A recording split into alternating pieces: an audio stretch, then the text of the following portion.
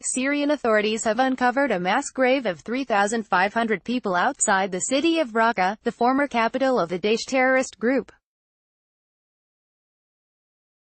The find is by far the largest such site uncovered, as Damascus reestablishes control over the country in the civil war that has raged since 2011. The bodies lay in both a giant mass grave on a plot of farmland and also in individual graves. Many are clothed in the orange suits Daesh robes its victims in before executing them.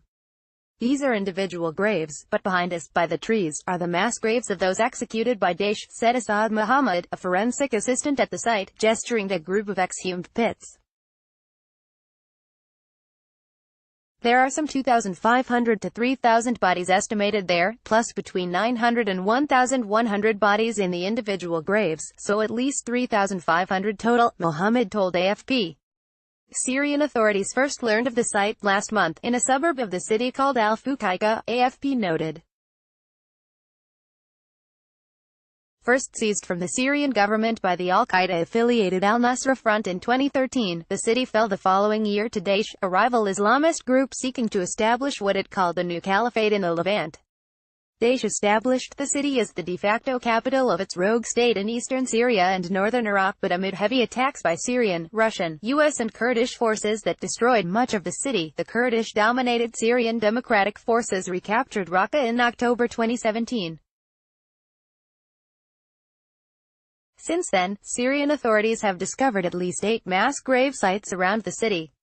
One found in the Panorama area of Raqqa last October contained at least 1,400 bodies, Sputnik reported.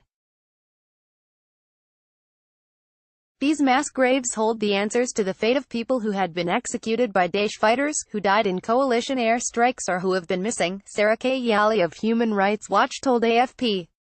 It's unclear who exactly is in the mass grave site. Some are undoubtedly execution victims of Daesh, including the city's Shiite population, whom Daesh declared were not Muslims but apostates. Militant group destroyed the Uwais al-Qarni Mosque, a holy pilgrimage site for Shiite Muslims, shortly after establishing control over Raqqa in 2014.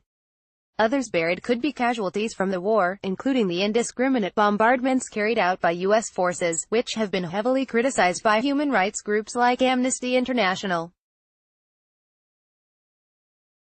It is deplorable that the U.S.-led coalition continues to ignore its responsibility over carrying out meaningful investigations into the hundreds of civilian deaths it caused in Raqqa and elsewhere, even as it starts to withdraw from Syria, Lynn Malouf, Amnesty International's Middle East research director, said in a statement last month.